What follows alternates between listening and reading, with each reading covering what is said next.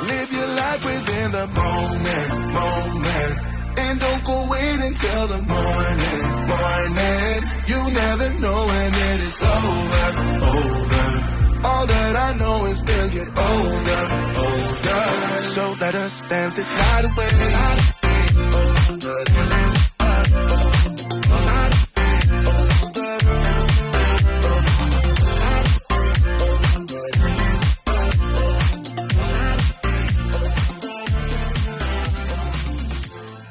So before we begin, please listen to the following important public service announcement from the Honorable Judy Heumann. Judy was the former United States Assistant Secretary of Special Education and Rehabilitative Services in the Clinton administration and the former U.S. State Department Special Advisor for International Disability Rights in the Obama administration.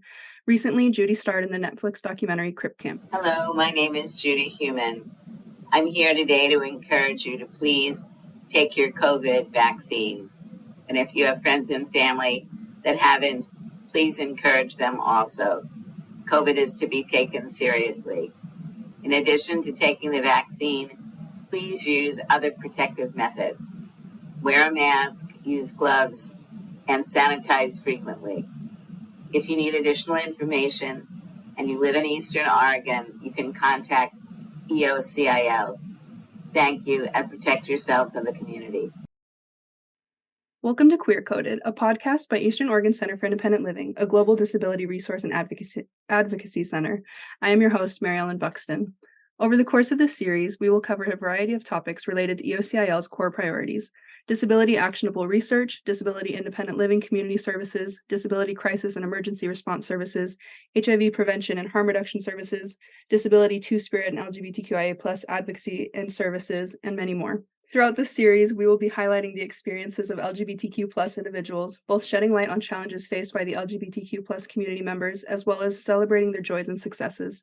We will uplift queer voices while fostering visibility and representation. We will be speaking to individuals with lived experience, leaders of global and local advocacy organizations, and people responsible for developing and implementing policies that affect our daily lives, and we will learn from each other along the way. Today, I will be speaking with Ponce Martinez regarding the experiences and challenges that come with being an LGBTQ+ educator. Kay is a young man living and teaching in rural Eastern Oregon. Kay was born in Walla Walla, Washington, and raised in Milton-Freewater, Oregon. He moved to LaGrande, Oregon in the fall of 2019 to further his education at Eastern Oregon University. He is currently pursuing a degree in health and human performance with the intention of becoming a physical education teacher. While he continues his studies, Kay is working as a teacher at a special education preschool. Kay proudly advocates for the 2S LGBTQIA+ community in not only his personal life, but also his professional and academic life as well. In his free time, Kay loves to go on drives and play and watch sports and spend time outdoors. Welcome, Kay, and thank you so much for joining me today. I greatly appreciate your time and your story and your energy. Can you introduce yourself and share a little bit about your background in education and your role as an LGBTQ+ educator? Yeah, so hi everyone. As Mary Ellen mentioned, my name is Ponce Martinez. I am 22 and a teacher in a special education preschool classroom. And I've always wanted to be an educator. I think since I was in either middle school or early high school. I just, not to like toot my own horn, but I always love to, in a sense, show off, but not in the sense of like, oh, look what I have, but it's like, oh, I have these skills or this knowledge, let me teach it to you. So, and I've always loved sports. So, and I've only been good enough to play like at a college level. So I'm like, how can I take that? Like I love sports and I love like showing people. I'm like, "Oh, why not become a PE teacher? So that has always been. It's gonna sound corny, but like a dream of mine to do something that I love and that I'm so passionate about. And yeah. Cool. Can we talk a little bit about the rest of your identity? I want to talk about the intersectionality of your many identities. How does your LGBTQ+ identity intersect with other aspects of your identity, such as race, ethnicity, or disability? Right. So, as a Hispanic man, it's not super common to talk about anything that's out of the norm. So, with being a LGBTQ plus member, it's kind of, that's not the heteronormative. So it's kind of like, not really going to talk about that. And then again, just like race and ethnicity, being a Mexican, Hispanic male, it's like, oh, those things can coexist, but it's not really going to be talked about. So there's definitely uh, like a tough balance. It's like I'm super proud of my race, my ethnicity, and my LGBTQ identity, but it's kind of hard, and it's not impossible, but it's just kind of hard to kind of intersect those two, just because they can very much contradict each other. If that makes any sense.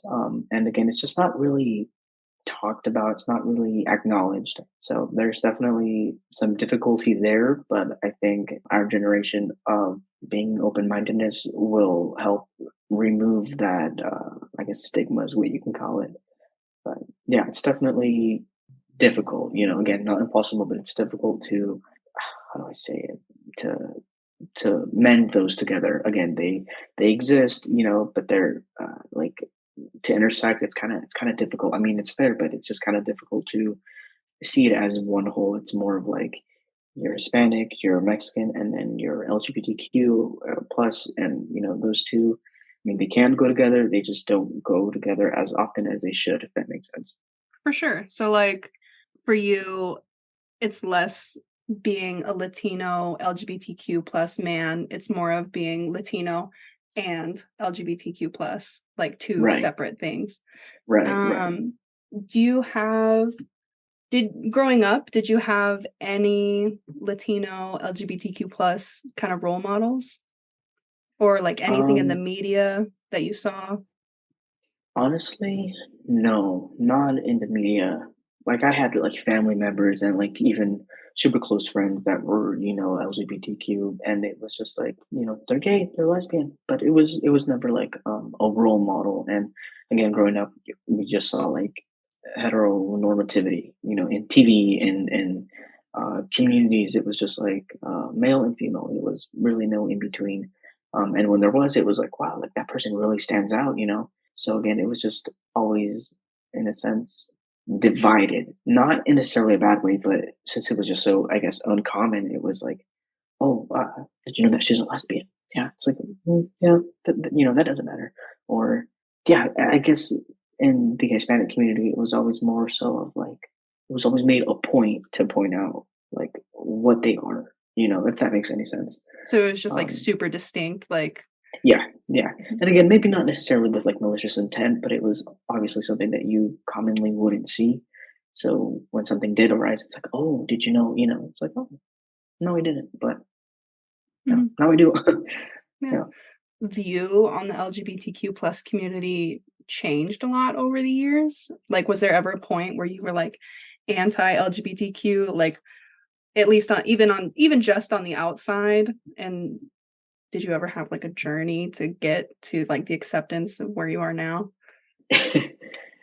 Yeah, it was tough because like I knew I was like different than like my peers and stuff. I was like, no, but I'm like not part of the LGBTQ community because they're like dramatic. And it's like, no, I would never. And it's like, well, you kind of are, like automatically just part of the community because, your sexuality is different. So it was like, oh, man, like I don't want to be, and this is going to sound like so obnoxious and, in a sense messed up, but it's like, I don't want to be as like, I don't want to make it, I guess, I don't want to make my personality a whole like LGBTQ plus identity. Like some folks are. And again, no shame to them. It's just like people are so adamant to let others know that they're part of the LGBTQ community where that on my end wasn't wasn't like the breaking news part of who I was, right? If that makes sense. But I was like, "Ugh, I don't want it to be my whole personality trait, I guess is what I'm trying to say. And yeah, again, I am obviously part of the community, but I don't make it a point to make that disclaimer, I guess, before I introduce myself to somebody because it is a part of me, but it's not entirely who I am. It doesn't Yeah. make, so if that makes any sense. Yeah, like, it's not like it's not like the defining trait about yourself. And, like, I feel Right, like that's kind of like the dream is it shouldn't be like a distinct thing. Kind of like you were saying right. before about how, like, when someone was LGBTQ plus, like, it was like Yeah, you knew about it and it was yeah. very separate. But yeah, I think that's And kind of again, yeah, again, there's, it's not like a bad thing, but it's just like, I just, no, for sure. I'm just, yeah, I'm just different in that sense. Like some people, want to make sure that everyone knows that, um, they're LGBTQ plus, and cool. Again, no shade. It's just not my, I guess, cup of tea. But yeah, it's like you mentioned, just growing up, it was just always made a point to be like, oh, this person. It's like, oh, Mhm. cool. That doesn't, it's like a fun fact. It's like you really don't need to care too much about that fun fact about that person. So yeah. Yeah. Okay. So, speaking of like growing up and your LGBTQ plus identity, how has your LGBTQ plus identity shaped your personal growth and experiences? Like, did it have any effect on like your school choices or your career choices or your friend choices? I guess yes and no. Like growing up, I knew that like I was just different than all my peers. I was just like, oh, there's something about me, but I don't know what it is. Maybe I don't know. Am I sick? Am I? I don't know. But there's something that I couldn't quite put my finger on, and it just never ran across my mind to be part of the LGBTQ community. It was like I'm different, but I don't know how I'm different or what makes me different. Because like physically, I'm just like all my other peers. It's like I fit into the physical aspect, but I'm uh, like sexuality wise, it was just kind of like there's something off. So it did lead to a lot of like reflection. It's like I would think like, what is wrong with me? Why am I so different? Why can I not like fit in to the sexuality that everyone is like the norm? You know what I mean? And it was just like there's something wrong with me, and I always thought growing up that there was something wrong with me, that I was like mentally ill or just something off. And again, there can be something off, but that doesn't mean that it's necessarily wrong, right? But I couldn't find the distinction between both. Like I knew something was off, and I knew that it was wrong, or that I shouldn't be feeling these feelings, right? Because just heteronormativity was the big the big thing to live for, to strive for. So anything aside from that was kind of like, again, maybe not wrong, but it was just like it's not common for people to take, the back roads, I guess. But yeah, so it was a lot of like personal reflection, and it's like I would put the blame on myself a lot. It's like what did I do, or how can I fit in more, and it was definitely hard because as I mentioned, I fit in until I didn't. Again, I fit in like physically, like I was able to just hang out with everyone, but like sexuality wise, it was like I couldn't relate to having a crush on this person or wanting to date this person because I didn't feel that way about those specific people or whatever. But again, it was tough for me personally making those thoughts and decisions. But like friend wise, nobody cared. Again, it wasn't anything that was like a definitive reason to like be my friend or to not be my friend. It was like, okay, moving on. I remember like when I was 6 years old, I would tell like my friends, I'm half boy, I'm half girl. And then they'd be like, okay, well, like I want to be like the mom today. So we're playing like mom, and you'll be like the cousin who is half girl, half boy. Okay. And then, Okay. we'd start running like it wasn't like, what like you're weird or anything. They were just like, okay, then Okay, you can be, I next. don't know. Yeah. Yeah, yeah, so then we get all the neighborhood kids, hey, like you're the dad, you're the grandpa, you're this, and I'd be like the half girl, half boy, and I'm like, works for me, it was never like, oh my god, it was just like, okay, well, where can we put you in the family, and Yeah. we'd all just start running, start taking care of like babies, and they'd be like a big ass rock, and we'd just be, carrying Yeah. that. It's like, but yeah, it was never a determinant to like, oh yeah, we can't be your friend, or uh, stuff like that. So friend wise, it was chill. And I think a lot of it is like learned behavior once somebody decides to like I don't know, step away from a friendship over being like LGBTQ plus or something. It's like we For didn't care about sure. that as kids. Like Yeah. we didn't know the difference. As long as we had friends, we were so concerned with the amount of friends that we had versus the quality of friends, I guess. But it's like yeah, that didn't matter as kids. Kind of Do you think you say it didn't really affect friendships when you were like a kid? Do you think that changed in high school or college? And like it could even change in a positive way, like finding community. in high school, yes and no. Yes, because I would kind of stand out in a sense, but then no, because everyone still just wanted to hang out. Like it was never something that was like I don't know how to explain that piece, but it's like yes, because even if I was a part of the LGBTQ community, you just kind of outgrow friendships. And For so sure. that was just something that naturally happened. I don't think it was because I was a part of the LGBTQ community. And then, yeah, so really, I just kind of outgrew some friendships, and I just didn't vibe with them the same way that I did when we were like in middle school or even when we were kids. But I still have kept all my like childhood best friends like super close. We've all just kind of stayed in touch because I mean, yeah, they're not family, but in a sense they were because we all grew up together. Yeah. We all got like the same scars from like the same accidents that happened as kids. So um, yeah, yeah, if that answers that question. Can you share your thoughts on the importance of inclusive and affirming healthcare for transgender individuals? Yeah, for sure. So, I mean, healthcare, even for the average Joe, is so complex. It's so like, do you actually need this? It's like, oh, yeah, girl, I'm dying. Yeah. So, I think trans individuals just need the the bare minimum that the straight person would need. But it's been so like politicized to like not be an essential part of healthcare.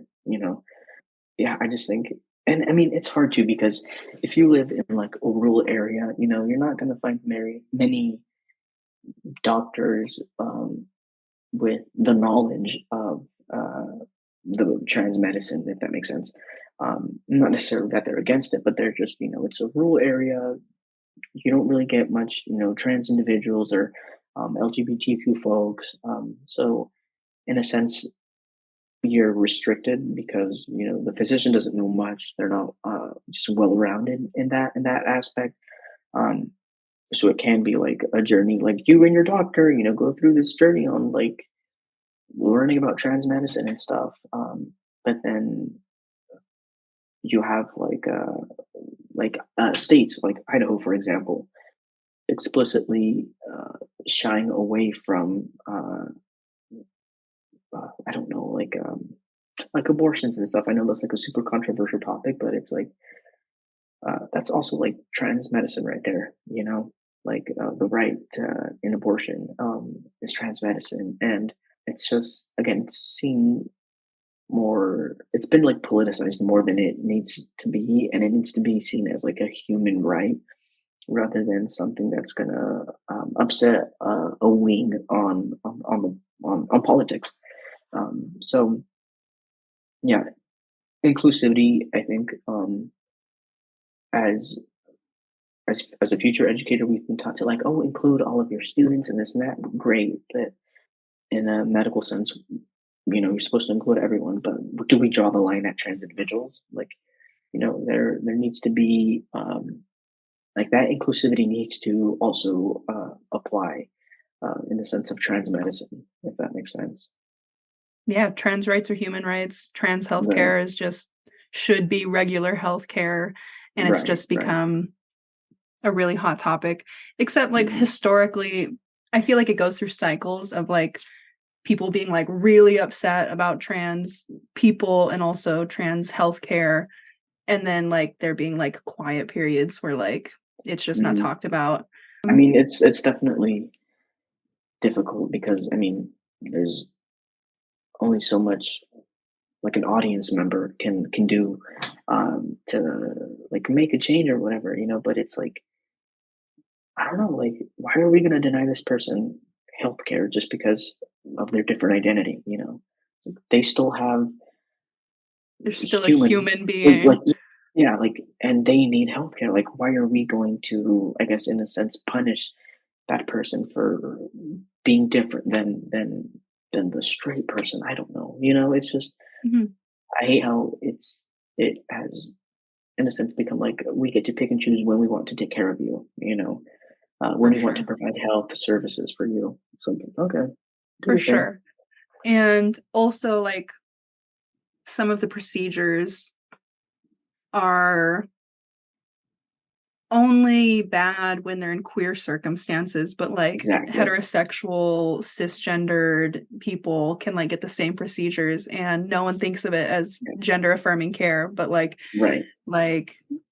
yeah, straight cis people are doing the same thing Hmm. and it's But God a-okay. forbid, Yeah, God God forbid, forbid. an LGBTQ an LGBTQ plus member does it. It's like, oh yeah, something's wrong with you. It's like, okay, Yeah, thanks. yeah. Um, like even things like super simple, like getting like lip injections can be gender affirming care, like Mhm, for like cis hetero like people, but mhm. like it's just ghastly if like someone like that is assigned male at birth gets like a face feminization surgery or something, Like, oh, that's where I draw the terrible, line. It's like, terrible. okay, yeah. Again, Yeah, God forbid. yeah. Yeah, that's funny. Um, You shared a little bit, but can you share a little more about your experiences with accessing gender affirming care, including hormone therapy, surgery, and maybe other medical procedures? Like, were you able to receive any of those forms of care in your rural setting, or like how far did you have to go from your home to receive these procedures? Yeah, so I have a friend too who is like he was sharing with me some of the experiences that he is having um, with gender affirming care. Um, and he said that he had to go, I think it was 2 hours away to receive a consult for testosterone. And it was like, oh, like, yeah, we are small and we are rural, and I know we don't really have like an endocrinology office or whatever. But I was like, you can't go, I don't know, to somewhere closer. And it was like, mm-mm. That's all. That's available. Is like you have to drive. And I was like, oh, okay. And then I saw him on the. We live in like the same apartment complex. So I was like, hey, like, how's it going? And he was like, it's really hard to get testosterone around here. I was like, huh, like how so?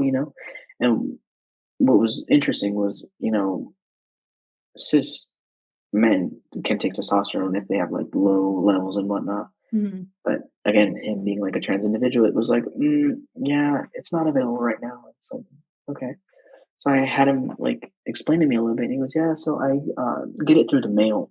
That way it's like shipped to me directly. I don't have to go through to see if this pharmacy has it, to see if that pharmacy has it. And I was like, good for you that you were able to like get that sorted. But at the same time, oh my God, that is so unfair because like I said, men take testosterone and this and that. But again, God forbid he be a trans individual, and it's like, it's not available to you. It's like it's so tough. It's so frustrating, because again, it's accessible to certain people, but if they fall into the circle of you're the LGBTQ, not available. It's like, okay, but it was available yesterday. It was available 2 hours ago. But it's definitely tough because you have to go out of your way to seek basic services from the information that I was given, and it's so unfair. It's so frustrating. Um, but again, that's also part of being in such like a rural area where it's just not as common, if that makes sense. For sure. And I feel like that obviously there's going to be disparities for like queer Mhm. individuals accessing healthcare and like affirming healthcare. But I think to a degree, it might be like a little bit of a universal experience where like if you need any kind of specialist of like any kind and you're living in a rural area, Yeah, you're done. Like you're gonna have to yeah, go somewhere else. yeah, So yeah. yeah. I do see that, and I mean, yeah, I guess 2 hours away would be the closest to any specialty, if that makes sense. Yeah, no, and it's the way when you said 2 hours, I was like, "That's not even too bad," 'cause, like, I feel like I Yeah, have to drive 2 hours to get anywhere anyway, living in a yeah, rural yeah, community.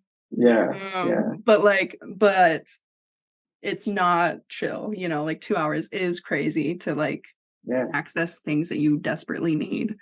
yeah. Um, yeah, and you talked a little bit about how it feels like there's not really much you can do as, like, just an individual, just a regular Joe, but I think that just existing is so There's a helpful, lot, yeah. because like you said, like, you go on the journey sometimes, I think if you're lucky, you go on the journey with your doctor, well, like, if you're Mhm. really lucky, they already know what they're doing, but if you're lucky enough to go on the journey with your doctor, like, just right there, being vulnerable and being the first person for them to go on that journey with is gonna make it easier for people after you.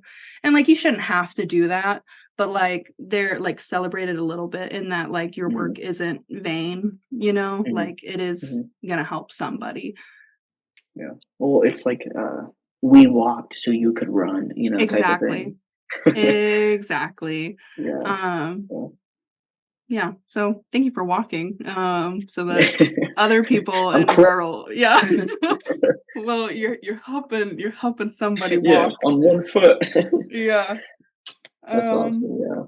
if you're comfortable, can you describe the role of gender dysphoria in your life and the process of navigating it? Yeah, so, I mean, I touched on this a little bit earlier, and it was tough because I couldn't, not necessarily that it needed a label, but I just couldn't put a label on it. I couldn't You couldn't point pinpoint my it. finger yet Yeah. on what it was. It's like, girl, I know I'm different, but what makes me different? I don't know. Like, I don't know if I had a missing limb that would make me like physically stand out from like my peers, who had all their limbs or whatever. Like again, I physically fit into whatever group I needed to be in, but I just something about my gender was just like no. But again, just because it wasn't so common growing up, it really led me nowhere. It was just like Mhm. something's wrong. I don't know what it is. And navigating it was just super tough, and it was tough because it was confusing, right? Like I anyone around me, being one part of the LGBTQ, and it was like, so I'm kind of in this alone because I don't know what I'm doing, right?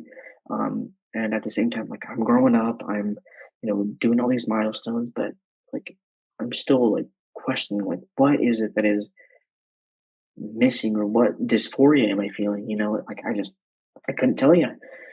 I think it was maybe in 2019 where everything, or actually maybe 2020, because that's when we were all in quarantine and were forced to live with our thoughts, right? Mhm. And I think it was just like, okay, this and this do not go together. Okay, so we'll eliminate that. It was just kind of like, okay, what about this odd looking piece and this piece? Yeah, it doesn't naturally go together, but we can make it fit, right? And so it was just a lot of critical thinking, and it was like, okay, that's cool. Like, yeah, two pieces that don't automatically fit doesn't mean that they will never fit. You just gotta kind of look at it in a different perspective. And it was like a long journey of like self discovery.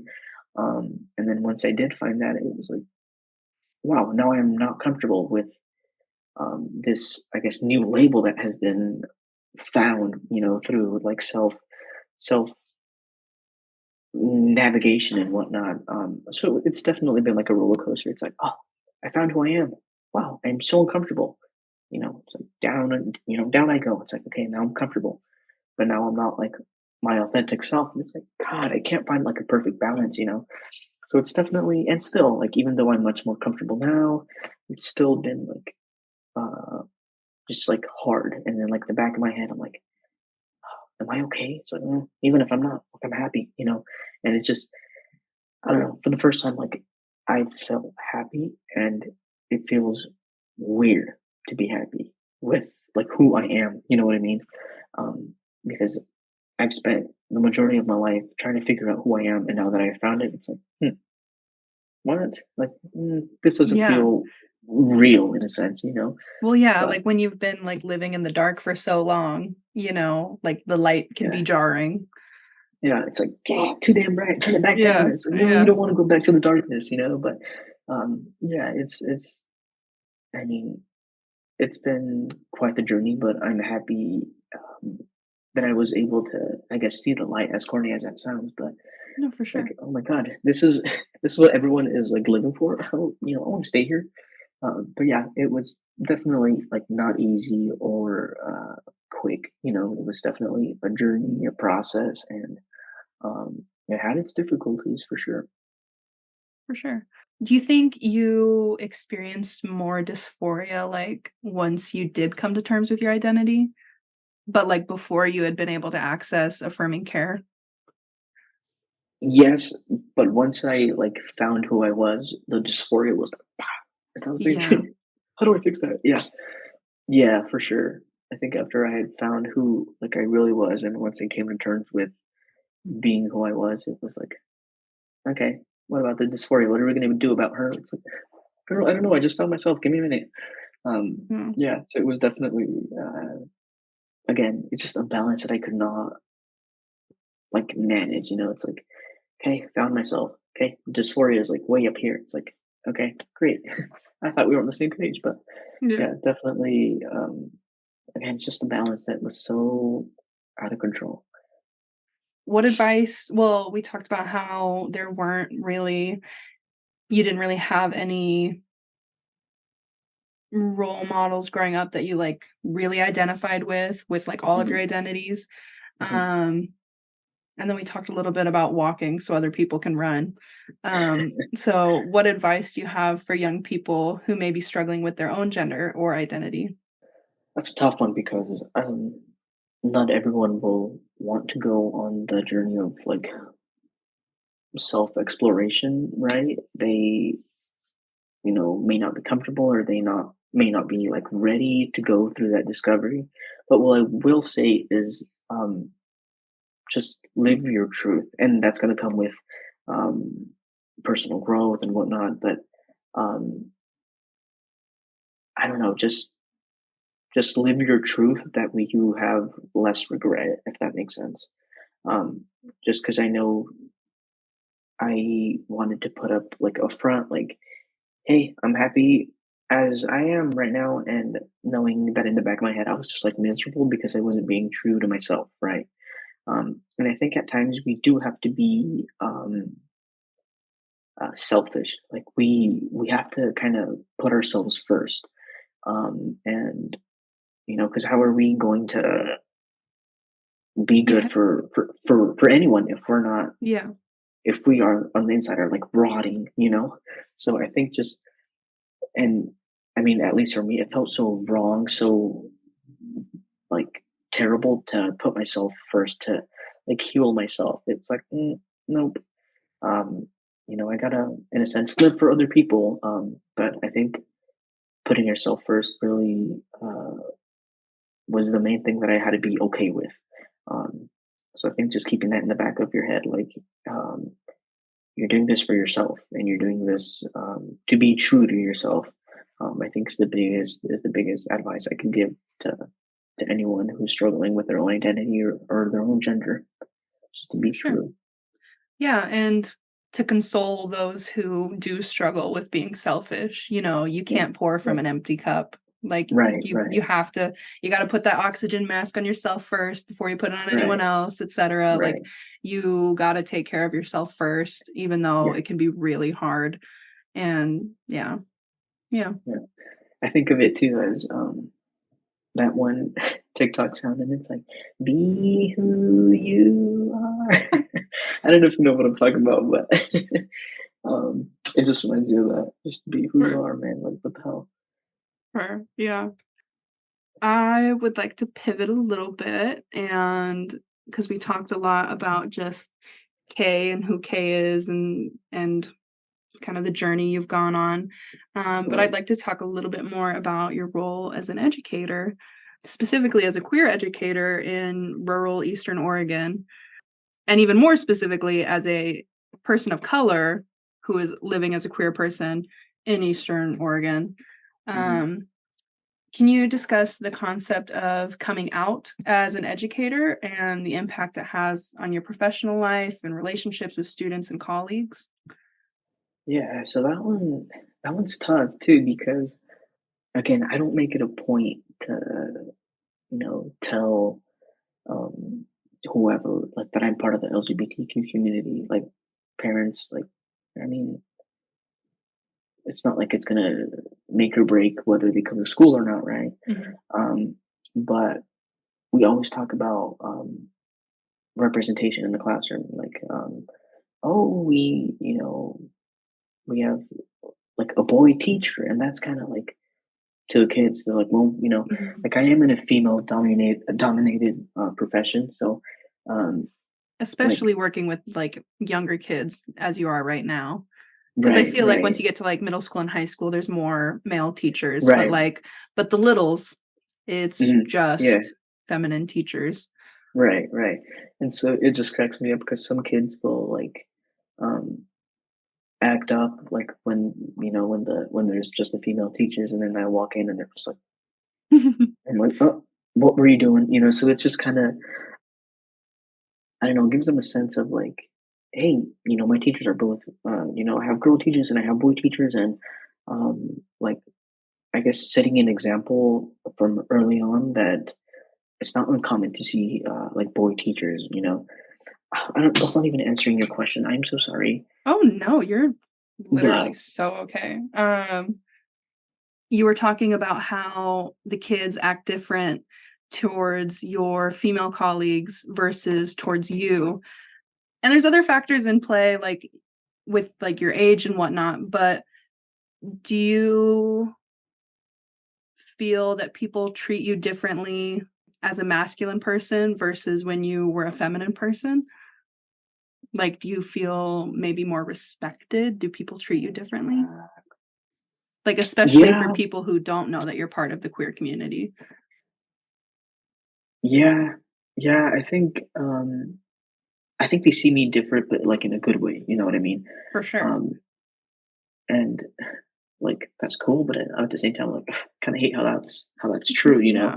Yeah, Because if I was like a feminine person, like would that really be a factor in whether you were a decent human being or not? You know what I mean? for sure. But yeah, I think I'm uh, more respected in that sense, or not treated any less than, which is a good feeling. Um, but yeah, like with my supervisors, they're super chill.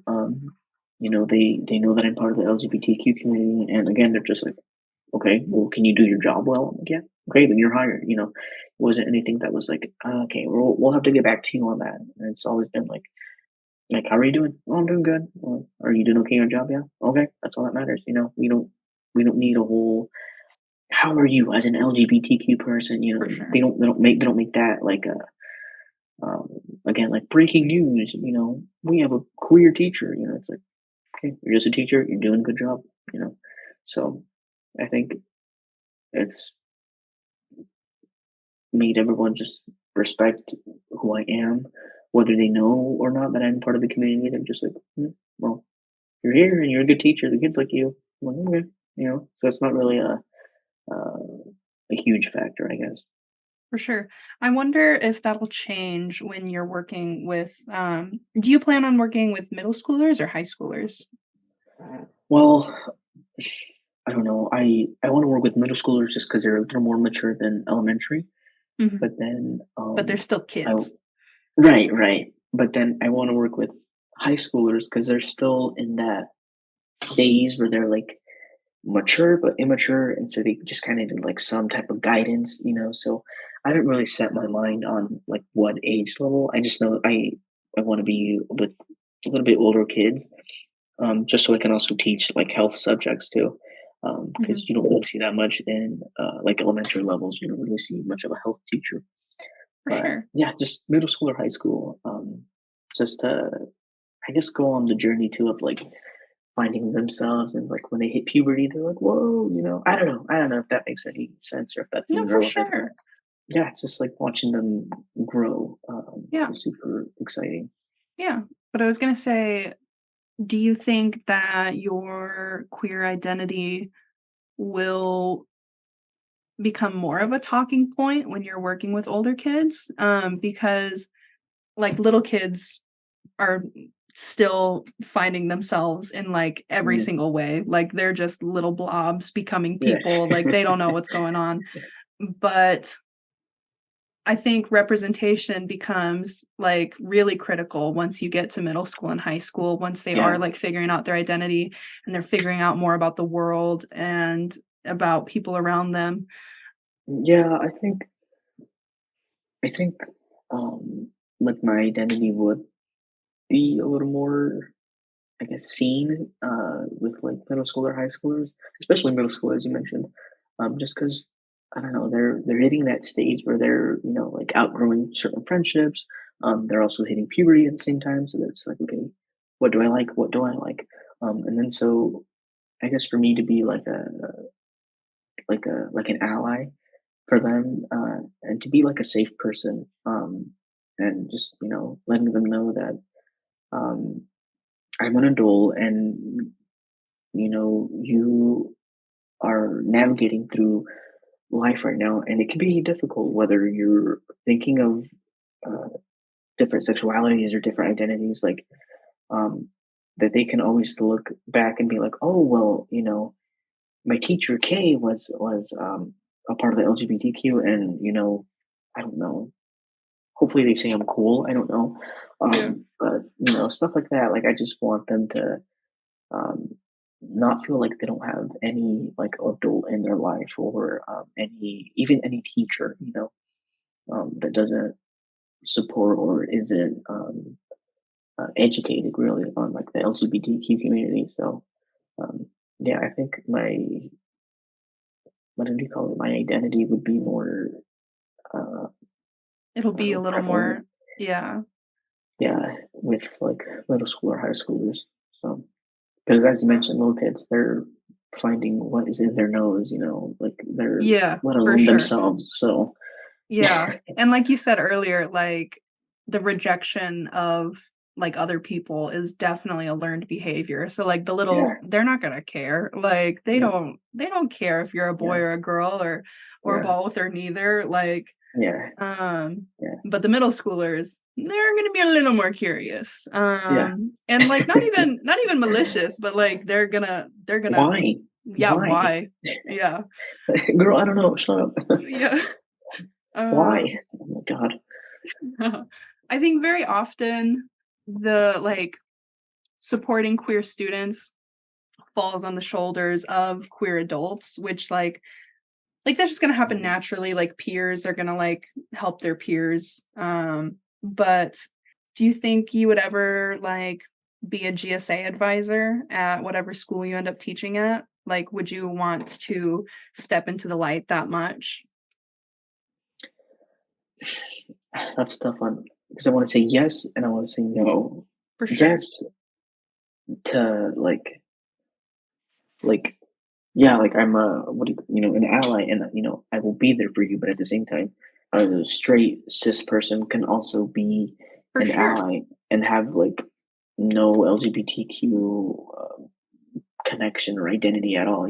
For sure. So like I would love to be that ally for them, but at the same time, I would want to be like we are not just exclusive to people who are in the community. Like literally anyone can join. Like I don't Absolutely. know, you know what I'm trying to say? Like people don't have to be a part of that community to be involved, if that makes sense. For sure. Um, Like you're not like you wouldn't be doing it as a queer person, like you would just be doing it as like a safe adult. right, exactly. Yeah, yes, you see, you spit out Yeah. what I can't, Yeah. but No, I got yeah, you. like, yeah, that's exactly what. And again, yes and no. Like yes, to be that safe adult, but no, because I don't want to be uh, like selective to only queer people can For sure. do this and whatnot. So yeah, that was a great explanation. Yeah, yeah. Have you faced any like adversity from like parents? Or has that never come up working with the littles? Because like I imagine working with the older kids, they might notice things and like point them out and then like go home and ask their parents about it. Mhm. But like little kids are like less likely to really care. So like I guess it Yeah, would be less likely for the parents to get upset about you being in the queer community. But have you faced any like upset parents, especially because you're working with littles and like the whole narrative right now of like indoctrinating the children? And like especially like one just like any queer person indoctrinating the children, but specifically queer educators like yeah. being like a Um, huge threat to heterosexuality. yeah. No, I don't. I don't think I've experienced any adversity with parents because you mentioned, kids really well, they don't know, they don't care. And even if they did know, they're like, well, he's my teacher anyway. Yeah. Um, but no, not from parents or anything. And kids are just so innocent. So yeah, they're just no, no. I mean that is a great question, but I don't think I can fully answer it just because my kids are so little. Yeah. And parents are not, in a sense, thinking in that aspect, but I do see what Mhm. you're saying. Well, And that's great that you yeah, haven't I know. had many I know. challenges in that It's a, area. Like, thank terrible thing. goodness. That's great. Yeah, Yeah. terrible thing. That's great.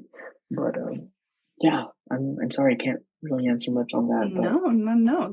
That's great. I'm glad But you've had such a good yeah, experience and such a seamless experience. And I hope that like it really stays that way when you transition to working with older kids. Can you discuss the role of professional development and training for educators to better support LGBTQ students, but like also LGBTQ staff and faculty?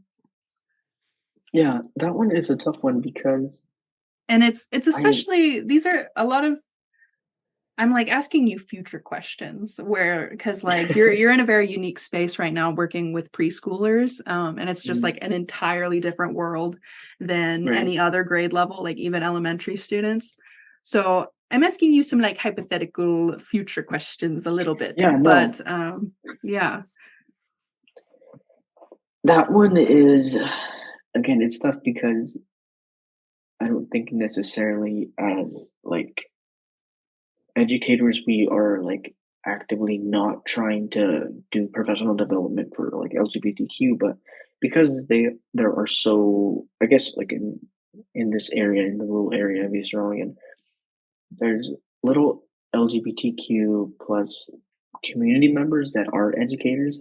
Um, but I guess that doesn't mean that we shouldn't have, at least some type of professional development on that topic and how to be, like inclusive and whatnot. But it's difficult because there's not many of them, right? And Or at least that you as know it, of right, right, because right, like and you're saying that's like how that's not a huge part of like your identity. Maybe there's other people that aren't clockable. right, and that's another thing. Like, how many of them want to come forward and be like, oh, like I'm part of the LGBTQ community with fear of being treated different in terms of like respect or um, just anything. So, like you say, yeah, maybe there's more than I know and can see, but how many of those are willing to um, live their, I guess, professional careers too as an LGBTQ member? So again, it's tough to say that like we need more professional development on this area of the LGBTQ community because there's only a handful of us, and how many of that handful are willing to live uh, in their careers as LGBTQ community members, if that makes sense. For sure. Um, Yeah, I don't feel Um, like I answered your question, but no, that's super okay. Speaking of professional development and training, how do you think like community-based organizations like Eastern Oregon Center for Independent Living, how do you think organizations like that can partner with educators and schools to better support not only LGBTQ plus students, but families and staff? And I ask this because like a lot of what my work is, what my work is exclusively is supporting LGBTQ students in Eastern Oregon and making sure that they stay in school and hopefully go on to like higher education. How do you think like outside resources can like help inside schools? that's a tough one because let's say we were, you know, giving out flyers for like middle schoolers or high schoolers, and it's like, hey, your family can come to, I don't know, we're having like I don't know, like a hypothetical queer bingo or whatever, it's like, obviously not exclusive to like queer individuals, but anyone who's interested can, just come and have a good time. And then we have the fear of, oh, you're indoctrinating our children, because middle school and high schoolers are still like underage. So, it's basically up to the parent. So, like, it would be a great resource to, like, I guess, advertise in like middle schools and high schools, but then at the same time, you have to be careful because, you're pushing that onto the children, so, Absolutely. And um, I think that so you're saying like it's difficult for educators to like do any kind of queer stuff because it's like pushing it onto the kids. right, right. That's how it would, at least what I think, that's how it would be seen. And even from like not an educated perspective, like let's say you were coming into a school and doing just like an assembly on like, I don't know, like providing like a safe space for like certain people and this and that, you know, kids would be like, oh, this is boring, whatever. Go home, tell the parents, oh, so you had my kid attend an assembly, over this and that. Yeah, you're just pushing it. You're just stuff like that. So it's like a fine line of uh, I want to advocate like for like my services that I can provide, but then you're also fearing the repercussions of like oh, you're shoving it down our throats and stuff like that. So it's For like sure. um, I guess it's difficult to answer because there's many things that somebody can do, but then there's so many repercussions that somebody can face because For of sure. that. So um, yeah. I've found that like what you're saying is true, where a lot of the GSAs or gender sexuality alliances in schools in Eastern Oregon, a lot of the time the advisors are kind of stuck because it has to be student led. Like you can't have the adults making the decisions or suggesting things or promoting things. Like it has to be student led. So the teachers kind of have their hands tied. And Mhm. so I'm kind of in an ideal position where I don't have to worry about parents too much. And I sure Right, as heck don't have to worry about administration breathing down my neck. So right. like I could do an assembly or something like you said. And it kind of gives the school like a little bit of a scapegoat where it's like it's not us, it's them, you Mhm. know. Yeah. Okay.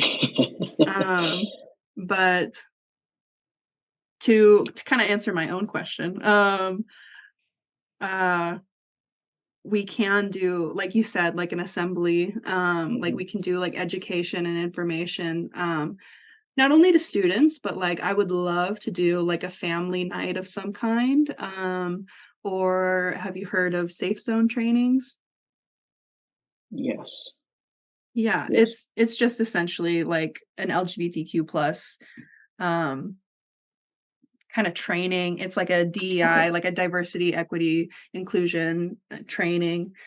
Okay. Um and you go over like vocab, and Oh, okay. there's this really cool activity where you talk about like privilege, and like there's this list of privileges like having access to your partner after an accident, like while they're in the hospital, or like being able to walk down the street with your partner, or not fearing the police. So they're like intersectional privileges. um and then like everyone's given like an allotment of like fake money, and you Mhm. have to choose, and everyone gets different amounts of money because everyone has different amounts of privilege. and they get to like choose what they would want to buy on the privilege list. And there's like the genderbread person. Have you seen that? No. What? So there's all these cool activities. So like the genderbread person activity is just there's this little like a gingerbread cookie person, you Okay. know, and it's just this visual to help people understand the difference between like sexual attraction and gender identity and Okay. gender expression. So it like the brain on the cookie is like the inside is the gender identity, and then the outside of the cookie is the gender expression, and the cookie's little heart is its attraction. And there's also like it also talks about the difference between like gender and sexual like anatomy, and it's just a nice visual because people really just think that like gender and sexuality are the same thing, but they're entirely different things. Right. So anyway, that's like one training that it's a free training online. Anybody can find it, anybody can access it and use it. But that's something that we can like administer to schools and like staff and stuff on like professional development days. We can do like resource development, like if there's like a very specific need in your school, like that's something that I can do as like an outside person. And also like system advocacy, where like if you're trying to start a GSA club and you're facing a lot of adversity and like just a lot of challenges from like the school board or the administration or parents, well, maybe not the parents, it's hard to fight the parents, but we can like help you figure out like your rights and what is like actually allowed. And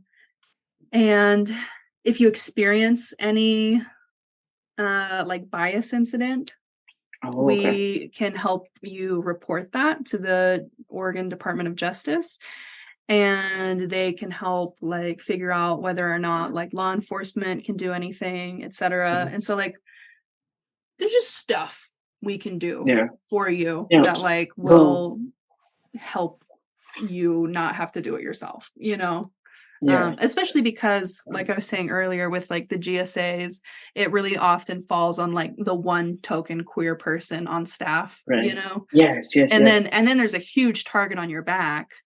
So yeah, anyway, I can take that target off your back a little bit, just a little bit. I think back to what you're mentioning and how you could better support schools and whatnot, having like a little pop-up stand and offering like brochures on like I don't know, safe sex or like queer sex, you know. And that's something I was going to talk about. Finish what you're saying. I'm sorry. No, but yeah, like I don't know, having like a little like health tent, you know, and offering like both male and female condoms. Obviously, probably not the middle school, but at the high school. Well, I mean, but even sex education in the middle school. Oh, that's true. That's true. Yeah, because like that's when we start like that's when you have health class and when you start learning about. That's true. Well, I mean, hardly. It really depends on where you are, because in middle school, at my middle school, I remember I don't remember really talking about sex, but we did sign V cards. Did you ever have that? V cards? It was like a little card, and it was just saying that I would not have sex until marriage. So it was like a virginity card, and you signed it and you kept it. And that's what we learned in middle school. Yeah. So like, so anyway, yeah, maybe a little sex education with the middle schoolers. Because they're not learning much around these parts. Damn, that's crazy. If you had like a little, I don't know, 8th grader that's been done around, hey, I don't need one of these. I've already had it. It's like, that's one way to like fish out who has been sexually active. That's terrible. That is terrible. Isn't that terrible? Yeah. Like, and like you said, like if someone has already had sex, like the shame of like being like, damn, I was supposed like, to do I lie? marriage. Yeah. Like, yeah. Yeah, God, that is so terrible. Oh my God. But yeah, just oh my God, that's so crazy. Um, but just back to what I was saying, just like having like a little health hut, um, absolutely. like a little, and offering just like sex information on levels of literacy that they can understand. Um, Absolutely. so like not like I don't know, like adult complex words, but just like, hey, Well, put your shit away. absolutely. I don't know, clean your dick. I don't know, No, absolutely. stuff like Like I that. was no, for sure. I was gonna say like sex education is like a huge spectrum and like you don't have to be teaching middle schoolers how to have sex, but you can Mhm, be teaching them boundaries and like teaching mhm, them like sexual anatomy and mhm, like the difference between like safe touches and like not safe touches and stuff like that. right, um right, and and at least like letting them know like how pregnancy works and stuff and like yes, how yes, how to avoid that, or how to yeah, navigate that if that's something you want. yeah, um um, but and yeah, then yeah, and and then then talking more about like STDs and STIs and stuff like as they get older. yeah, um yeah. um and like if I don't know if you were to like follow through with this, I have like a flyer around either the middle school or high school would be like, "Hey, I'm here every Monday and Thursday," or "I'm here every Absolutely. Mondays." Yeah, having That like way, office hours. yeah, that way when someone is like, I don't know, going through something, okay, I need to go to the little pop up place. They'll be here Monday, okay, just some sort of No, yeah, structure. it's kind of like, And are you familiar with the privileged campus advocate? I mean, I've heard about them, but I know very little about them. Well, it's just a person that's like not from the university that like works at the university and like Oh, okay. um I'm not sure if they specialize in like interpersonal violence or domestic violence. Hmm. But it's like they do like Title IX, but like Okay. unofficially. So like you can go to them and ask them questions without them having to report it. So like Okay. they're not mandatory reporters. So you can like tell them everything. Hmm. If you're scared to like go to law enforcement, like you can talk to them and they won't report it. And then you can choose to go to law enforcement. Okay. But anyway, having something like that, having like a queer Yeah. advocate on campus that again Right. doesn't have to necessarily follow administration to like a T. Right. Um, Right. Yeah. or yeah, That would be. I bet that'd be a relief for staff, even really, because staff being mandatory reporters, um, and I don't know, maybe carrying that like burden. It's like, hey, this student did confide in me, but I am a mandatory reporter, so I have to tell, and then just making the situation worse, maybe. mhm, But yeah, I think with you, I don't know, just dipping your toe in you know, for sure, what waters are out there. But yeah, I mean, I think like a little, I don't know, like a queer hut, like a little pop up for sure. stand that kids could just even ask questions. It's like, it's all about this. Oh, well, let me tell you, this and that. Here, take a flyer. Here, I don't know, take a little sticky note. You know, I think that would be really cool in schools. And again, having like little office hours or having like a set schedule of, when kids can look forward to going up to you and uh, just checking out what you have and whatnot. I think that'd be cool. That'd be a good step in in the right direction of educating yet not being an educator, if that makes sense. But No, for sure. I don't know. Um, Well, speaking of safe spaces, I would like to plug EOCIL's 2S LGBTQIA plus youth centers. So in Ontario and in Pendleton, we have a space just for LGBTQ youth. And like, of course, allies are welcome. Hmm. Like you don't have to be part of the queer community. But it Hmm. is a space designated for queer Hmm. youth to just be themselves and like have like have the ability to like see peers, and because Hmm. like you were saying with like just educators, like it's like people don't want to like be in the spotlight, and so like you don't Hmm. really know how many LGBTQ educators are out there, because not all of them are like out to the community. But it's like the same with youth, where like some kids are scared to come out for like very valid reasons. And so a Mhm. lot of youth don't, like, maybe a lot of youth think that they're the only ones out there. So this space gives them a place to like meet with peers in a non-threatening environment, because even though there are GSAs on campus, like a lot of like let's say school gets out at like 3:30 and like the club meets at 3:30, like there's still kids like in the halls while you're going to the Yeah. club, so like you're gonna get clocked. Yeah. So like this is a place off campus where they can go Okay. and be with each other, and we have like stuff for them to do. So like we have like painting stuff, we have video games, we have board games, other crafts. We have computers there so that they can work on their like homework, Mhm. or like whatever they want to use it for. Mhm. Um Oh, and like these spaces are like important for like a number of reasons, but like it's really great that we're able to provide like wholesome, safe activities for them, because statistically, like LGBTQ people do use more substances, Okay. and like also just like facing more adversity, like you're going to be put in the position, like more positions of like danger, and Mhm. like risk, and like also in rural communities there's nothing to do. Like when I Right. was in high school, all I did was drive and eat, like, and work. Mhm. Like those are the things that I Right. did, because there's not things to do, there's no places to hang out, like we don't have Yeah. arcades, parks are questionable, slash also like cool parks are fun for like little kids, but then like if you're a teenager in a park you're suspicious, you know. Right. Right. So anyway, it's just a space for them to be and for them to grow and like see each other and do good things.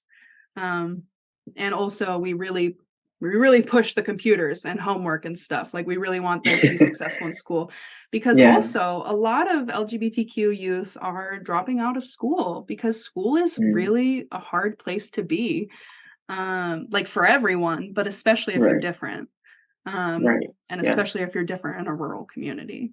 Right. um and also it's really nice that the Ontario border is right, like that we have one on the Ontario border, because we are able to serve students from like Idaho, where like they're Okay. facing even more challenges. Right. Right. um but yeah, so just to plug the good stuff that USCIL has. Good. um Cool. That's awesome. um we're getting close to time, and I want to respect your time and your energy, etc. um, I have a final question and then we'll wrap up. What are some common misconceptions about the LGBTQ plus community that you'd like to address or debunk? Um, it's a great question.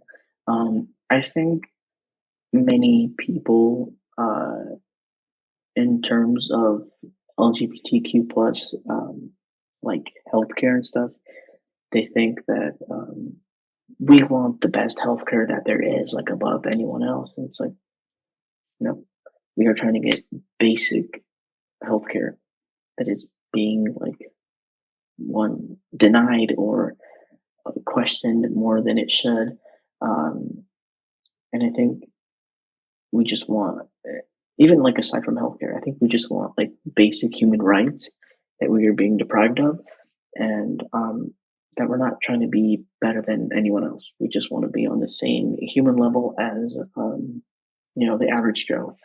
Um, I think that's the biggest misconception that I hear. It's like, yeah, they just want everything. It's like, no, we want the basics, and we don't have the basics. That's what we're fighting for. Yeah. um, yeah. And I think that's a common theme with like all civil rights movements, where Hmm. the oppressor thinks that the oppressed wants special privileges, but like we Right. just want equity. We just Yeah. want the same things that they're getting. Hmm. Right. Um, Yeah. yeah. Yeah. That's the biggest misconception um, that I hear. It's like that we want more. It's like, girl, we want the bare minimum because we don't have the bare minimum. you know, Yeah. like Yeah. obviously we want to strive for more, but it's like we can't even get on the same level that you guys are at, let alone be on level that neither of us are at, Yeah. So Yeah. Well, I greatly appreciate you joining me today and being vulnerable and sharing your story and sharing your unique perspective. Are there any closing thoughts that you'd like to leave the listeners with?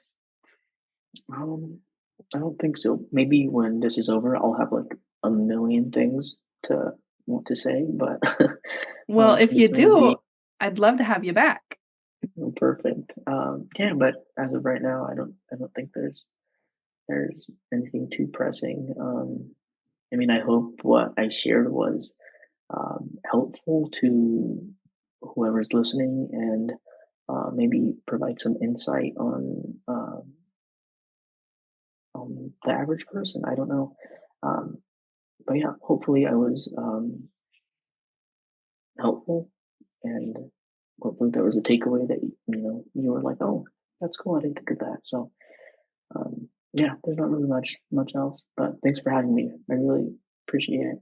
Yeah, absolutely. Thank you so much. And in conclusion, I would like to encourage listeners to visit uscil.org for more information and resources, and to listen to EOCIL's other podcasts on Spotify and YouTube. And I think that's all for today. Thank you so much for joining. Awesome. Thank you. And as we close out today's episode, I'd like to take a moment to thank you all for tuning in and listening. If you have any questions about any of the material that was covered in this episode, or like to know more about any of the services that Mary Ellen talked about, I encourage you all to check us out online at www.eocil.org, or you can check us out on any of our social media platforms, whether that be Facebook or Instagram. Also, if you happen to live by the Dalles, Pendleton, LeGrand, or Ontario, we do have office locations there that you're more than welcome to come by and visit us to talk about any of the programs or services that we have to offer. Once again, thank you for listening. This has been a podcast by Eastern Oregon Center for Independent Living. Haven't said a word, but it doesn't matter. Yeah, we heard that.